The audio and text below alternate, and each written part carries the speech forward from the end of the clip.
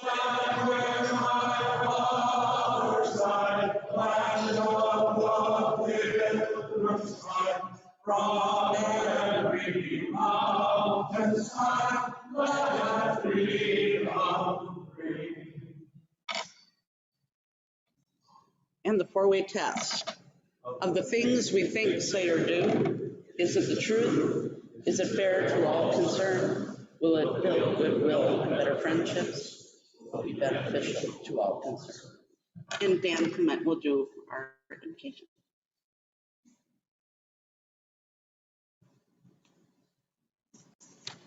Let us pause in our busy lives today to give thanks. Today, we are grateful for Rotary International's focus on peace building and conflict prevention. Today, we are mindful of conflict and violence in our own land and even right here in our home state. Today, we are aware of conflict, violence, and loss of life in many places around the world, in the Middle East, in Nigeria, Myanmar, and the list goes on. Today, we are grateful for all those who have responded to the call to work for an end to conflict and to bring peace.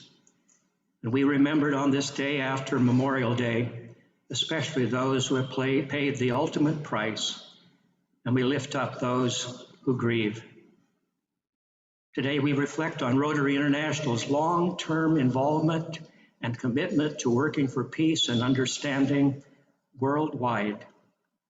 We are grateful for Rotary's Peace Universities that we support around the globe, equipping hundreds of women and men to be peacemakers.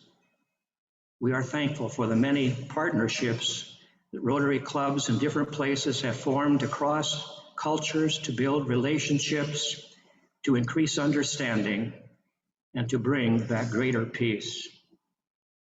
We know that the light is greater than the darkness in the world, and we believe that we can make a significant impact. We live in the confident hope that individually and together with many other partners, we can make an important contribution to conflict prevention and in being peace builders. We pray for strength and guidance today. Amen.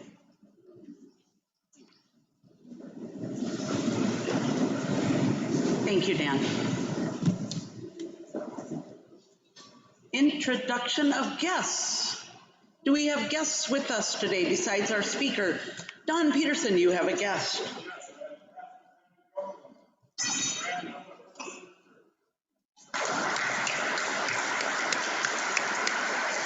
Welcome. Other guests?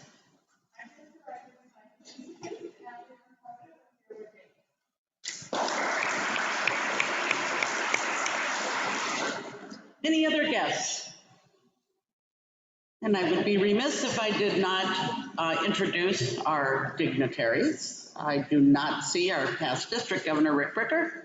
We do have our district governor, Don Peterson, assistant district governor. I'll get it out eventually. I do not see Gloria Mink, our district secretary, and then also Jill Carlson and Don Ryan, who serve on district committees. As always, thank you to those who serve at the district level. Did I miss any other guests? All right, seeing none. Rotary related announcements. I do have a couple. First, I just wanted to let you know that we are planning the change of gavel, which will be Tuesday, June 29th. There will be more details to follow. Right now, we're just exploring some venues and some options. So Trevor is taking the lead on that, and we will have more details. Just to note that that day we will not be meeting in person. We will just be meeting at change of gavel in the evening. So stay tuned. I also, Pete Nelson is not able to attend the meeting today, but he did want me to announce a couple of things. The hardware painting is completed. The steel brackets are ready for pickup and will need to be painted. Roof planking is complete and will need to be picked up. Mark Halverson will be looking for paint crew members, and Pete's going to be delivering the materials to Mark tomorrow. So, and hope to have the truss assembly later this week. So I'm guessing kind of stay tuned. I'm sure Pete will be reaching out to Rotarians asking for your help on that construction project for our centennial project. Are there other Rotary related announcements? All right. Well, hearing none, we do have an excellent program today. I'm looking forward to it. I have heard that Barry typically takes about an hour for this program, so we're trying to save probably a little more time for him than normal. But with that, I am going to ask Andy Reagan to come up as our Sergeant at Arms.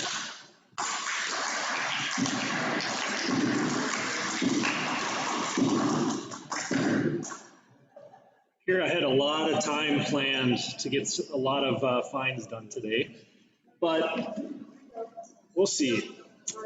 So those of you who were here last week, you heard my saga of my robot lawnmower that was supposed to make my life so much easier that didn't work at all. Good news, just bad battery. Needed to be brought in, and a special person came from like Sweden, from Husqvarna, I think, to plug in and figure it all out. The bonus of all this is that I got really bad poison ivy, and I just found that out from installing the perimeter wire for this. So this really has been, the gift that keeps on giving. Hasn't had a lot of simplicity, but whenever I tell people this story, there's two types of people in this world. Those who do get poison ivy, and those who immediately respond with, well, I've never had poison ivy before. And so if you're in that category, you can gladly donate $1. So if you haven't had it in maybe in the last couple of years, or you're that person that always responds with, well, I've never had poison ivy, that's what you can do. So Mark, $1 for everybody for that. And I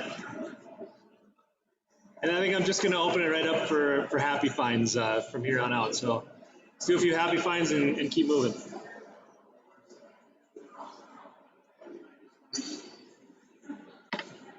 Hi, I'm Jody Drummond. I forgot my button today, so here's $1.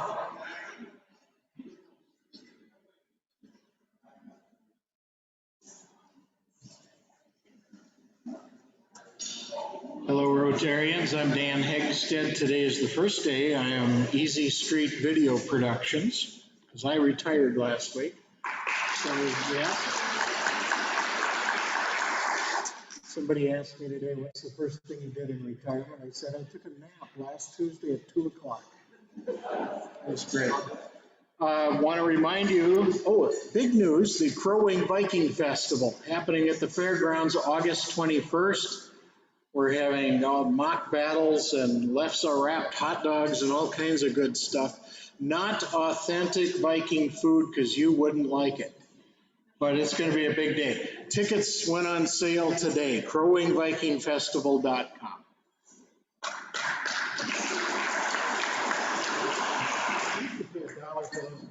Hey, hit the socks that match. Whoa,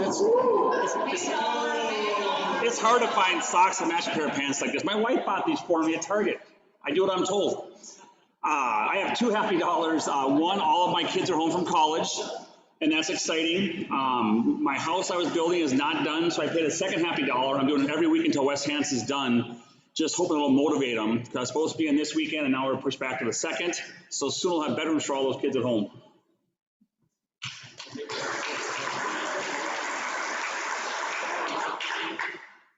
Sam Anderson from Minnesota Dalton Teen Challenge. It's just great to be back, and I've missed being in live. I haven't been able to be here, but just a great praise thing for Minnesota Dalton Teen Challenge. This coming weekend is our huge fishing challenge. For the first time, we're maxed out. We have a waiting list of 150 fishing teams on Gull, and fundraising is exceeding all past years, and it looks like it's going to be a huge event. So we're really excited and grateful for all the support. So.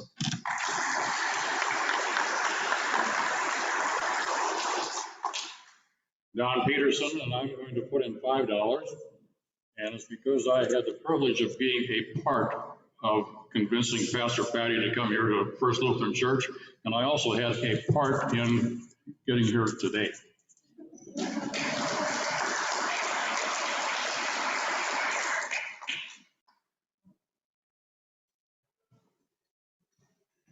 My yearly, Paula Person's my yearly thing. Memorial Day was yesterday. I want to thank all the veterans in the room, and I hope you attended some of the Memorial Day events yesterday because they had a real nice one in Brainerd and a lot of them around there. So thanks, vets.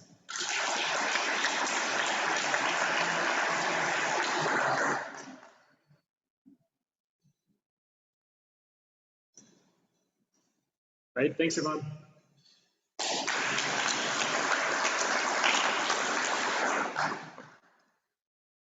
Thanks, Andy. All right, well, up next is our presentation, and Barry Christensen is going to talk to us about the Battle of Midway. So Barry, welcome.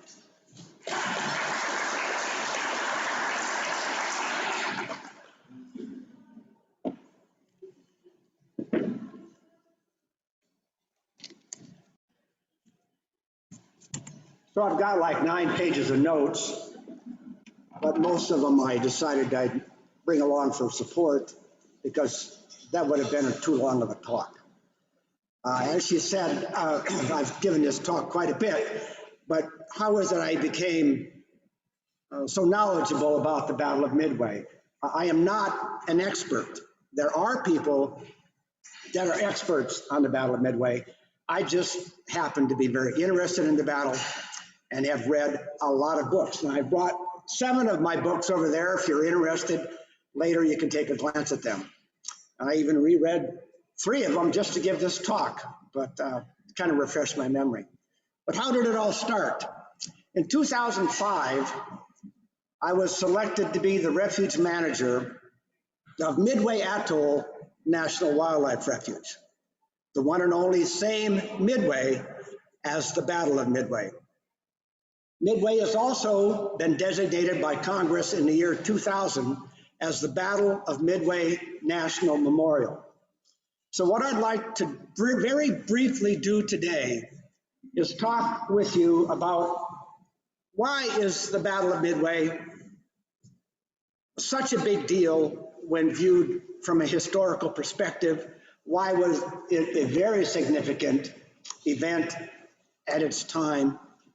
And why we should give more thoughts to those sailors and airmen that lost their lives in that battle, June 4th to June 6th, 1942.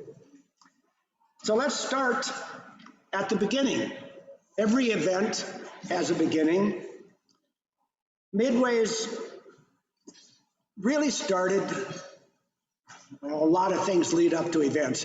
Japan, as you know, in the 1930s, decided they needed to develop an empire, and they grew, and by the 1942, they were controlling much of China, Indochina, Malaya, the Philippines, Burma. They were threatening Australia. They had already, in December 1941, of course, we all know about Pearl Harbor and what had happened there. But the failure of Pearl Harbor from their perspective was that our aircraft carriers were not there. They had put out to sea. One of them had gone to wait to take the supplies to there, and the other ones I don't recall with, but none of them were there. So all the damage that was done was significant and a horrible loss of life, but they did not achieve one of their primary purposes was the destruction of our carrier fleet in the Pacific. So Admiral Yamamoto had a strong desire to find a way to destroy our carriers. By doing that, it would open up, without any American resistance, their final push to expand their empire, what they called there's a fancy term for it, their sphere of influence, their economical zone in the Pacific. But I find I'm not reading my notes, which is probably better. At any rate, he developed a plan to draw our carriers to the Battle of Midway and surprise us there, just like he surprised us at Pearl Harbor and defeat our forces, and therefore open up the rest of the Pacific to Japanese domination. Our forces in the Pacific after Pearl Harbor were led by Admiral Chester Nimitz, who was a surprising choice for that position, but as it worked out, an absolutely excellent choice. He was a brilliant strategist. He knew when to take chances and when to be careful with his limited resources. Please remember that at the beginning of the war, in June of '42, was still really the beginning of the war. The American industrial complex had not geared up to the point where we were later in the war, where we were launching a new aircraft carrier, I think it was every 2 or 3 months. But in 1942, we had a very, very limited naval fleet. Admiral Nimitz had 4 aircraft carriers, but one had already been sunk. One was sunk in the Battle of Coral Sea, and also at the Battle of Coral Sea, the Yorktown was badly damaged. That was in late May. Now, that's important because American intelligence had partially broken the Japanese code. And we had learned that they were planning a major offensive that would include Midway. They were going to attack Midway. So the Japanese plan right from the start was off to a tough beginning in a way that they did not know. Their basic element of surprise was gone. So the Yorktown, being damaged in the Battle of Coral Sea, returned to Honolulu May 26th. The estimate from the professional engineers said it would take 6 months to refit the Yorktown before she could go to battle. Admiral Nimitz said, "You've got 3 days and this ship sails for Midway." And it did. They put it back together again using methods, techniques, and determination that no one knew they had. The Yorktown sailed and joined the rest of the fleet at a point northwest of Midway called Point Luck. It joined the Enterprise and the Hornet and we had 3 aircraft carriers, the Yorktown, Enterprise, and Hornet. The 4th aircraft carrier, if you could call it that, was the island of Midway itself. You could consider it an unsinkable aircraft carrier. It wasn't very maneuverable, but it could not be sunk no matter what you did. They had been boosting up forces on Midway, bringing in many more men and many more planes than would normally be there in anticipation of the upcoming battle. But again, going back to the fact that we were at the beginning of the war, our sailors and airmen were using outdated, basically obsolescent equipment, one being the Brewster Buffalo, a fighter that just by standards, comparing it to the Japanese Zero, it would be like trying to go into a race, one person in a Corvette, the other one in a Chevette, if you remember them. It was that kind of a difference. But we had very, very brave, dedicated airmen and sailors, some extremely well trained, some not at all. I mean, they've basically just gotten been through training.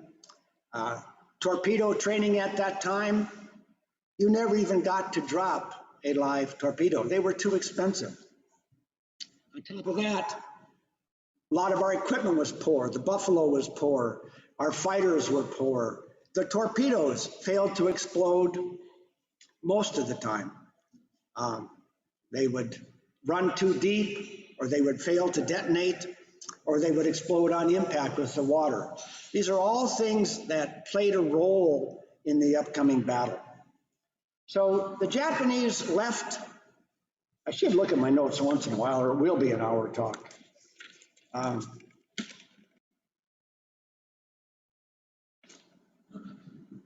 Well, I wanted to talk a little bit about the planes. On Midway, we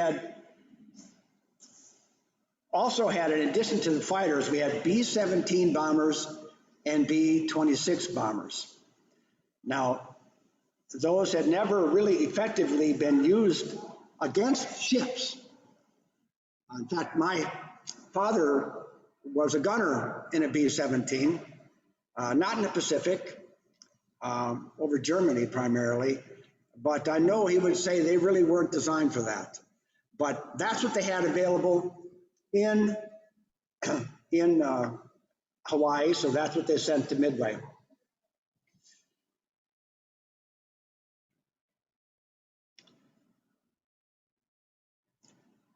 I did talk about why Japan attacked Midway. They wanted to destroy the American carriers and they wanted to capture Midway. Capturing Midway was part of a extended defensive barrier they wanted to put up to help protect the homeland. At the same time they were attacking Midway, they attacked several islands in the Aleutian Island chain, and in fact ended up occupying them to no real benefit from a war perspective, and at great cost to their economy and their sailors and soldiers. But I'm not going to go much farther into that. So today is the 1st of June. On the 1st of June, the American ships were heading towards Midway, and the Japanese fleet was heading to Midway from Japan. The important part of the Japanese plan was that they were going to send a squadron of submarines out, about halfway out the chain that starts near Kauai and goes out past Midway, the northwestern Hawaiian Islands, to a small islet there called French Frigate Shoals, which is also a national wildlife refuge. And they were going to position their submarines there so they could detect when the American carriers passed that point and get ready to ambush them. Their submarines did not get there in time for a variety of reasons, and our aircraft carriers went by before their submarines were put in place. So another reason for their failure was surprise. The fact that we knew they were coming, but they didn't detect us either. So that was an incredibly important point in how the battle carried out. On the morning of the 4th of June, at about 4:30 in the morning, 108 aircraft composed of fighters, bombers, and torpedo bombers, but all of them equipped with land bombs, no torpedoes, took off from the 4 Japanese carriers, Akagi, Kaga, Tsuyu, and Huyu, if I'm saying that right. And they launched all those planes from those 4 ships in 12 minutes. The Japanese Navy at that point in the war had probably the most professional and experienced Navy, particularly when thinking about aircraft carriers in the world. There was no one better. Look what happened at Pearl Harbor. I mean, they were superb. They had the best equipment and the best trained pilots. So they took off with 108 planes, and they left in reserve an equal number of planes armed with bombs, armor-piercing bombs, just in case there should be an American surface fleet nearby that they didn't know about. They sent out scouts. If you read the books about Midway, they talk a lot about the scouting effort. But if you think about the Japanese, they had been fighting since 1936 and had never suffered a loss. They were invincible. They were the best. They were self-confident to the point of being blinded by their success. After the war, they came to call this the victory disease because they couldn't see what the truth of the situation in front of them because they were so convinced that they were superior. They had very low regard for Americans, our desire to fight, our capabilities, and our equipment. Turns out they were right about some of our equipment, but not about our dedicated airmen and flyers. So they took off and they started bombing the island at about 6:30 in the morning. Now, did I even tell you? Yeah, I told you I was the manager at Midway, right? Midway is about 1.5 by 2 miles, the main island, which is Sand Island. And there's another island called Eastern Island that's 400 acres. The runways were on Eastern Island with associated development, and the main base with the headquarters and the fuel farms and the harbor and all that was on Sand Island. Well, they bombed all of it. They did a lot of damage. They did not kill a lot of people. I think the number was around 10. But the damage was pretty significant. But since we knew they were coming, they did basically nothing to minimize our defensive abilities in terms of our abilities to continue fighting back. They blew up some oil tanks. They destroyed half of the seaplane hangar, which the other half is still there today. It was rebuilt. You can see the scars from where the shells went through and they ripped holes through the girders and things like that. And you can go out on the concrete apron and see where they had to patch in concrete from all the bomb craters and things. So there are still lots of evidence of the battle. But the damage, even though bad, was not enough. So their leader of that flight radioed back and said, "We need another strike. The damage has not been enough." Now, while that was going on, as with many battles, things don't happen individually. There's a lot of things happening at the same time. Don't forget, the American fleet is 200 miles away from Midway and a little over 200 miles away from the Japanese fleet. Now, we had also sent out scout planes. Our scout planes detected their forces long before they detected ours. And that was an incredibly significant difference. We launched first from Midway. The carriers couldn't launch right away because they had to close the gap. They were too far away for their planes to depart, go and find the Japanese ships and safely return. So they were delayed by way over an hour as they sailed at maximum speed toward the Japanese fleet. But then, before they could launch it, the way the winds were that day, they had to turn around and sail away from the Japanese fleet so they could go into the wind so the planes could take off. So there were delays. So in the meantime, the planes from Midway, the torpedo bombers that were antiquated, the Brewster Buffaloes that should never have been in the air at all, a few more modern planes, the B-17s, all of it took off with hopes of striking the first blow. They did find the Japanese carriers. The high-level bombers dropped bombs all around the 4 aircraft carriers with no hits. The first squadrons of torpedo bombers came in, and they were pretty much down to a plane destroyed. Now, why would that be? They were very, very slow. And because of our poor torpedoes, they had been told that the only way this torpedo has a chance is if you come in very low and very slow. Well, coming in very low and very slow when you're going up against dozens of Zeros, the best fighter in the world with the most experienced pilots in the world, well, it was a disaster.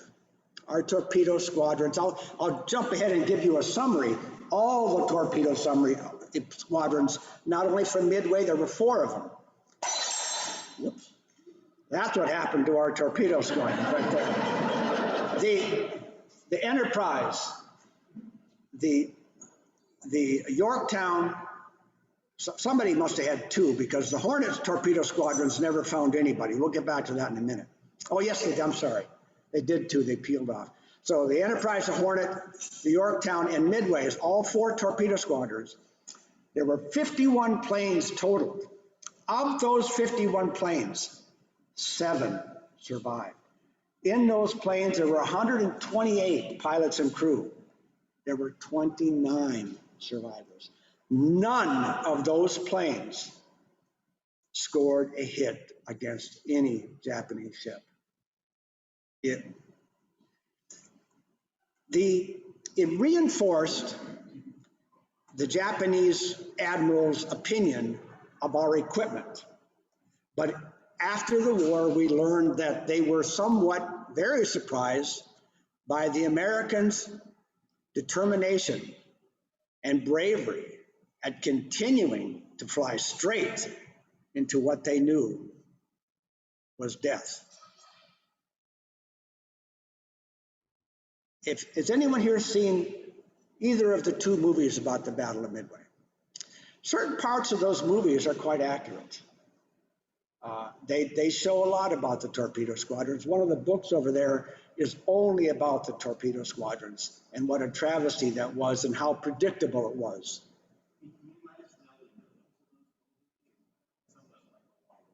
They just Googled Midway movie.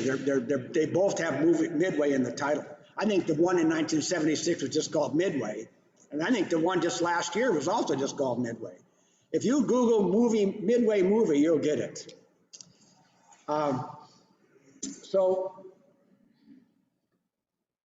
Admiral Nagumo, who was the admiral in charge of the 4 aircraft carriers on the attack that day, had a decision to make. He had to decide if he was going to wait for the first flight of 108 planes to come back. A few were shot down, to come back and land and refuel and rearm and send them out. Or should he speed things up and take the planes that were being held in reserve on the hangar deck, rearm them, and then send them in, and then come, in other words, break the orders. He was told to hold half of his in reserve in case the surface ship or surface fleet was found. He decided to rearm them. And this takes a lot of time. And it's an extremely important aspect of what happened in the next few hours. Because what it meant is all those planes were on the second level down, I don't know if I can't remember the term, but the hangar deck, where they had to take all these bombs off, take off these 1,000-pound torpedoes, or 2,000, they're very heavy, takes equipment and people, and they had nowhere to put them because the process of bringing them up from the magazine deep in the ship was very slow and limited elevators.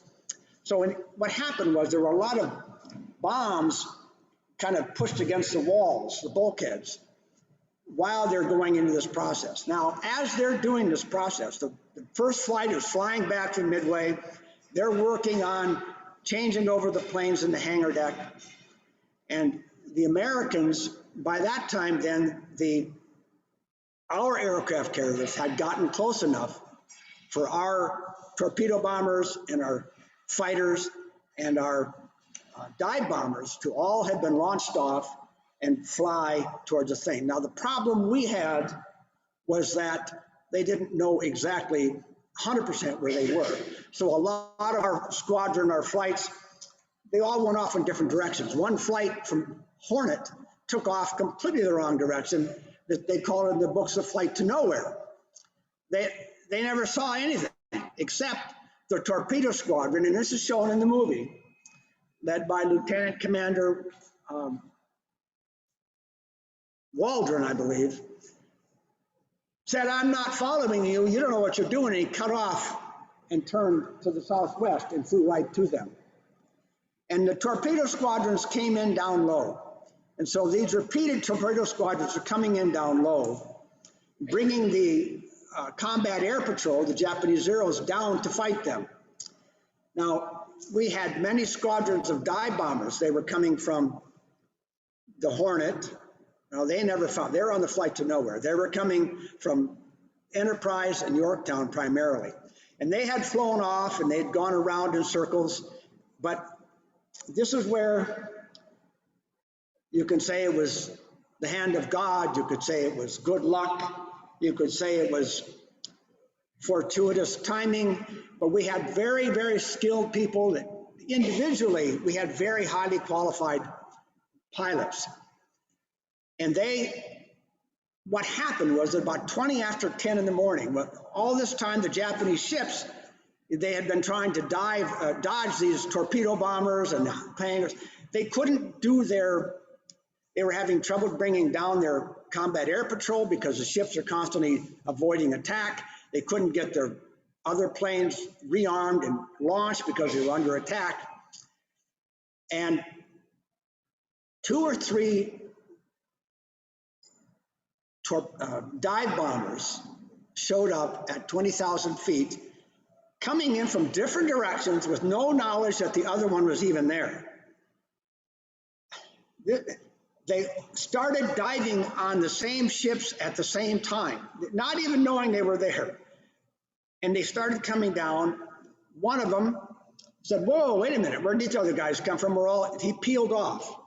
So in the space of 8 minutes, 3 of the 4 Japanese carriers were burning and blowing up. Now, normally, large ships like that are not sunk by aerial bombs. They're sunk by torpedoes. Torpedoes are extremely effective. You put a hole in the ship below the waterline. So to have a bomb come onto a ship and cause the sort of devastation that happened. It happened on 3 different carriers that day. Why did it happen?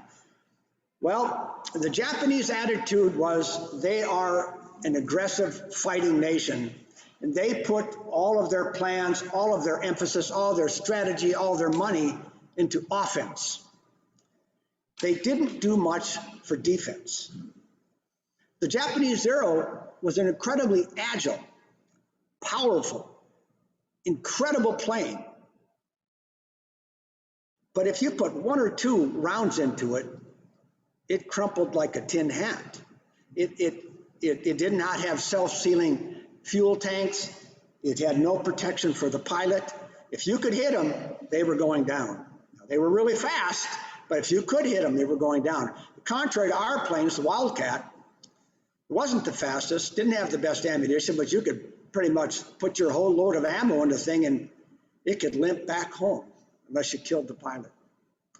So one of the things they failed to do was really have good fire protection on their aircraft carriers.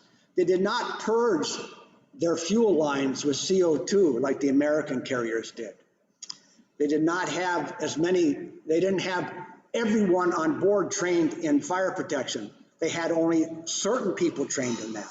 And when those bombs went through,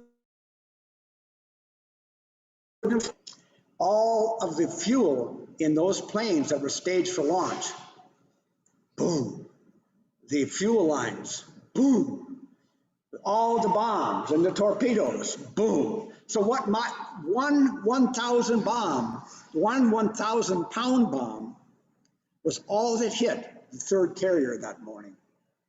And that one bomb caused the loss of the Japanese aircraft carrier. The 4th carrier, the Tsuyu, escaped at that time. And so the remainder of June 4th was a battle of 3 against 1. And what happened then was the Tsuyu launched, and they were very skillful. And they put 2 bombs into the deck of the Yorktown. They went back to the Tsuyu and reported, we've sunk one, it's smoking, it's burning, it's done for. Our aircraft carriers were designed with a different philosophy in mind. The Yorktown was dead in the water and smoking when those planes left. About 1 hour later, it was underway. the flight deck was repaired and it was launching aircraft again. The Japanese could not do that. That was significant. So they launched, now all these ships are moving all over the place, and the ocean is a large area. It's very hard to find. This is before sophisticated radar. We had radar, they did not. But our radar did not go far enough to detect ships on the surface. So there was quite a bit of time lapse. The Soryu launched another wave of attacks, and they came and they found another aircraft carrier, and bam, they bombed that one even worse and put a torpedo into the side of it. And they came back to their bosses and said, we sunk another one, that's two. We're gonna win this battle, even though it's now one against one, plus the Midway. So the day wore on, Enterprise sent a flight out, and they found Hiru and they sunk it in the same manner. So the day ended, June 4th ended, with all 4 Japanese aircraft carriers ablaze. A couple of them sunk late in the day. The Soryu was sunk late in the day. The Hiru, the Japanese the next day came along and put a torpedo in it and sunk it because they didn't want us to salvage it. But it was no longer. So that was the real crux of the battle. Now, lots of other things happened. I really don't have time to go into it, but that was the main event. And there was a lot of wonderful things done on the part of our sailors and airmen. But the real question is, why is it so important? Why do people talk about this? It's viewed by historians as one of the most decisive naval battles in world history, putting it up there with Trafalgar and Nelson's defeat of the French or whoever it was happened way hundreds of years ago. And the reason is that by losing those 4 carriers, the Japanese lost the heart of what they called Kido Butai, their strike force, their projection of power force. And it changed how the rest of the war in the Pacific moved forward. They didn't lose all their airmen. Many of their airmen were rescued on the other ships. There were many other ships out there and many other stories as part of the battle. But those 4 carriers tell the tale. And with the loss of that, when they went back to Japan, they did not tell the Japanese people that they had just suffered a traumatic loss. In fact, they didn't talk about it at all. They went on and fought for 4 more years. But from that point on, their war was not one of offense. It was one of defense. Their grand plans for going into Australia and beyond never came about. The Americans were able to start at Guadalcanal later that summer, and island by island, keep pushing them back. That would not have happened in the same way. No, historians firmly believe the outcome of the war would have been the same. American might was too much for a small nation like Japan to win in the long run. Japan's strategy was fight until we get tired of it and sue for peace. That wasn't going to happen. And particularly with winning that battle, it did not happen. So it's viewed by many people as one of the most important battles in the war, perhaps the most significant battle in the United States Navy's history. And it's one of only 2 days a year when the US Navy stands down to commemorate the event and the men lost in that battle. So I didn't even look at my notes. It's probably kind of wasted time putting them together. But if you want a lot of more details, I got 7 pages of details here. That's basically, we're right on time here. So how about a few questions and then you can head out and save the world on your own.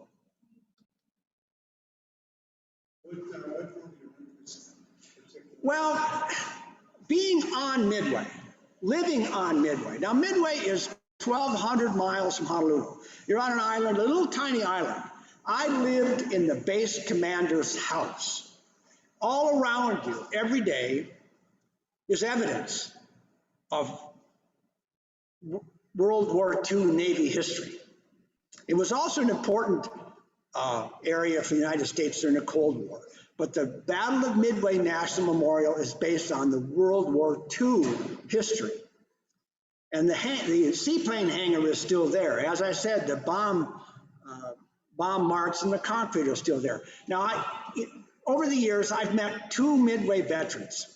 Sergeant Ed Fox was an 18-year-old stationed on Midway, and his position was a pillbox on South Beach. That pillbox is still there. Now, there had been some beach erosion, so it's kind of down on the wave line right now and not in very good shape, but it's still there. And I've been on Midway during two different Battle of Midway commemorations with Sergeant Fox. And when you are on the island and you can see the evidence and you meet people who were part of the battle, it changes how you view things. That's where my interest comes from. That's a long answer, I apologize. Uh-huh.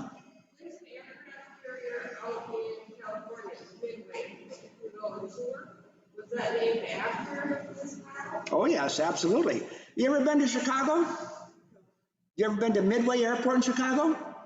Midway Airport was named after the Battle of Midway. It's not that it was midway between Detroit and somewhere else, or Chicago, and it was named from the Battle of Midway. If you go there and you go in the right terminal, you will find exhibits showing the dive bombers, a full real dive bomber, and you'll see pictures of Sergeant Ed Fox with quotes from him about the battle. Midway is, I understand there's a bar in Crosby named Midway. You have to ask them what's going on with this. Is that the battle, or are you midway from Ironton to Aiken? What's happening here? But I always thought it would be fun to go around the country and take pictures of everything named Midway, even though they may have nothing to do with the battle.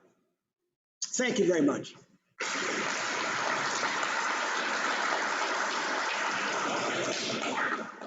Thank you very much. Before you leave, as our guest. What happened if I draw my name? That's well, that might be, you get the honors of drawing our winner today. All right, you got it.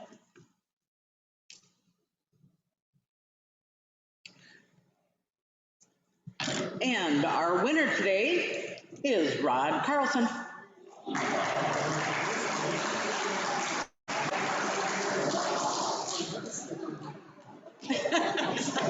Sorry, Rod Osterloh. Dramatic pause. R-O-T-A-R-Y is no one that can see. From north to south, from east to west, from prophets most who serves the best. R-O-T-A-R-Y, that spells Rotary. Have a great week.